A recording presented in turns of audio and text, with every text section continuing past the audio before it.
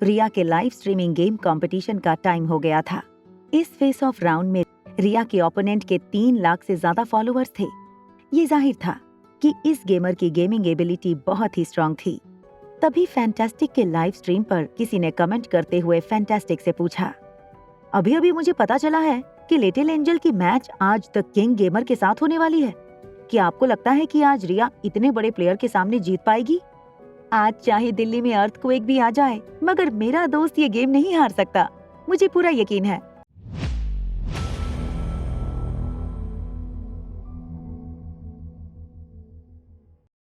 Fantastic princess ने अपने purse से दूसरा फोन निकाला और उसने रिया और द किंग के चल रहे फेस ऑफ मैच पर क्लिक किया। जब फैंटास्टिक प्रिंसेस ने दोनों के मैच की शुरुआत के पॉइंट पर नजर डाली तो मुस्कुराते हुए अपने लाइव स्ट्रीम पर कहने लगी, क्या आप लोगों को लगता है कि हमें ये गेम करने की भी कोई जरूरत है? तभी किसी ने लाइव स्ट्रीम पर सवाल पूछा, तुम कहना क्या चाहती हो, जरा खुलकर बोलो। आप लोगों ने देखा नहीं, आज लिटिल एंजल का नंबर 1 फैन और नंबर 2 फैन क्यों कुछ नहीं कर रहे हैं? अब तो आपको पता चल गया होगा ना, ये लिटिल एंजल के सबसे बड़े 2 फैन और कोई नहीं बल्कि कोई एक ऑपरेटर है। तभी किसी ने इस बात के जवाब में एक कमेंट लिखते हुए कहा, पर ये तुम कैसे कह सकती हो?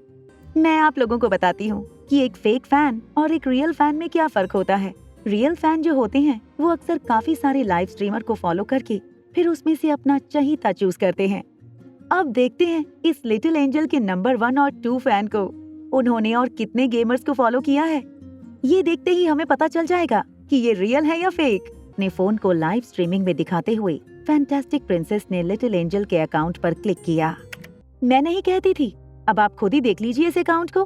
बिल्कुल फ्रेश अकाउंट है, एकदम नया, 0 फॉलोइंग और 0 फॉलोअर्स। ये सिर्फ एक ही गेमर को फॉलो कर रहे हैं, वो है लिटिल एंजल। चलिए अब दूसरे अकाउंट की ओर बढ़ते हैं। जैसे ही फैंटास्टिक ने RM के अकाउंट पर क्लिक किया, वहाँ पर भी उसे यही चीज नजर आई।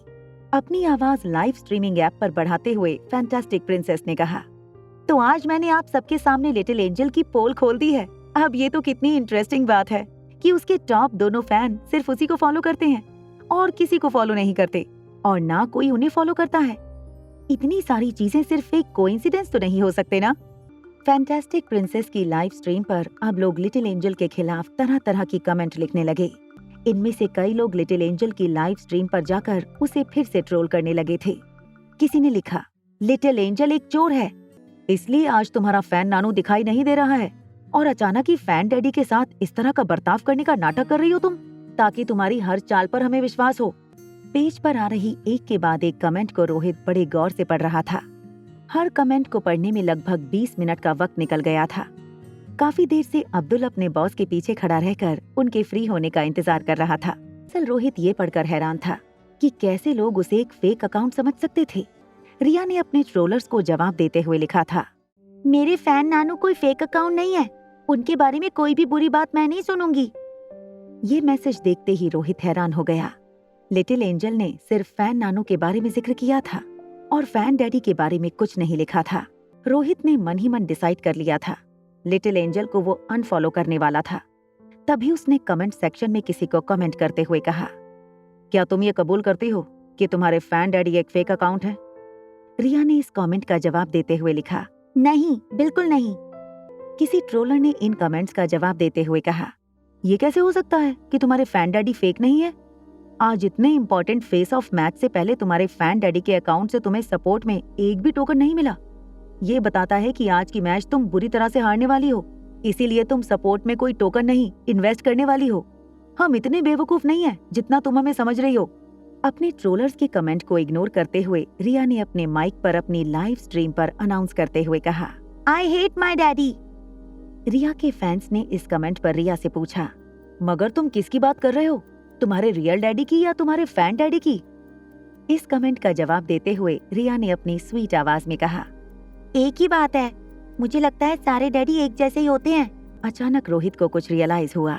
रोहित को लगा शायद लिटिल एंजल के रियल डैडी ने उसे अपसेट किया होगा और अब उनका गुस्सा वो अपने फैन डैडी पर भी उतार रही थी। ये सोचकर रोहित का गुस्सा बिल्कुल पिघल गया।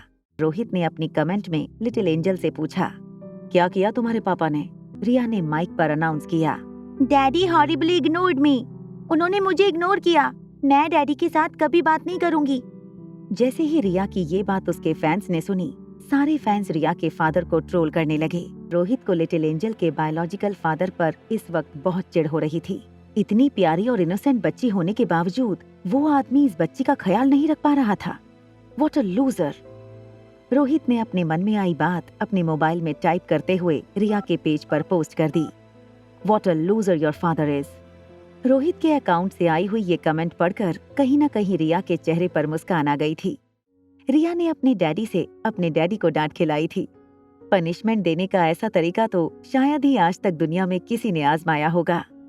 तभी किसी फॉलोअर ने रिया के पेज पर कमेंट करते हुए लिखा, देखो मैं तुम्हारा एक बहुत ही लॉयल फैन हूँ और तुमसे सिर्फ इतना कहना चाहता हूँ कि इस वक्त तुम्हारा ओपोनेंट द किंग गेमर बहुत सारी तैयारियां करके बैठा है, क्योंकि उसके पास तुमसे ज्यादा टोकन है। तुम्हें अपने फैन नानू या फैन डैडी से कहकर और टोकन इकट्ठा करने होंगे, वरना इस गेम में तुम्हारी हार पक्की है।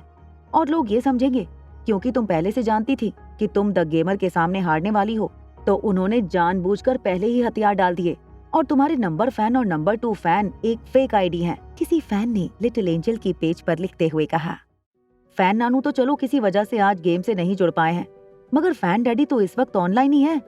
तुम ही मदद कर दो अपनी लिटिल एंजल की।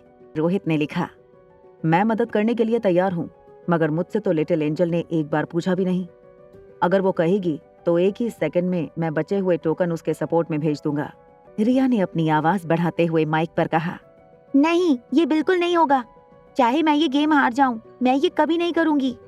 लिटिल एंजल के मुंह से ऐसी बात सुनकर रोहित हैरान हो गया था। रोहित को ट्रोल करते हुए रिया के लॉयल फैंस ने कमेंट सेक्शन में तरह तरह की बातें लिखना शुरू कर दिया था। एक छोटी सी बच्ची के सामने अपना ईगो मत लेकर आओ, वो तो बच्ची है मगर तुम तो समझदार हो। Help if you want to see her win. Rohit खुद भी सोच में पड़ गया। तभी उसका ध्यान पास खड़े अब्दुल पर गया। जैसे ही रोहित का ध्यान अब्दुल पर पड़ा, अब्दुल ने मौका देखते हुए रोहित से पूछा, सर अगर आप 2 मिनट के लिए फ्री हो तो मैं आपसे कोई बहुत इंपॉर्टेंट बात शेयर करना चाहता हूँ। रोहित ने अपने सर पर एक हाथ रखते हुए अब्दुल से कहा, जो कहना चाहते हो जल्दी कहो। एक लंबी सी सांस अपने शरीर के अंदर भरते हुए अब्दुल ने रोहित से कहा, आगे की कहानी जानने के लिए देखें अगला एपिसोड सिर्फ पॉकेट एफएम के YouTube चैनल पर। और एक लड़की को देखा तो के सारे एपिसोड को सुनने के लिए डिस्क्रिप्शन में दी गई लिंक से डाउनलोड करें पॉकेट एफएम ऐप।